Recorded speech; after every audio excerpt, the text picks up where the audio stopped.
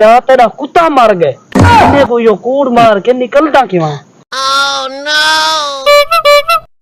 पकोड़े गिने ओ हेलो जी हेलो पकोड़े गिनन गया वे तुझे पूजे रहने आओ पूजा नहीं से रेड़ा सही मजबूरी है साडी तेरी शादी मैं वेना पे आमी पकोड़े गिना अच्छा बडेरे दा फोन आ गए अच्छा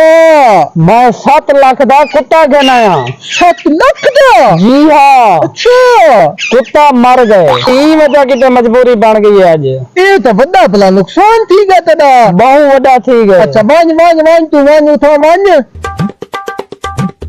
इथे तो आगो कौन लाग है पूजे देना में पकोड़े गिनने में कुत्ते का एक बहाना पैसे जेब में गए ओ ठीक है ता खड़ा सी कुत्ता गरीब दा मर गया उसी ना सही ना ये कौन ले तो पूजा दे गए अच्छा सारी किस्मत सारे नसीब में पकोड़े कहना उठो डुलो पीछे जिंदे पाए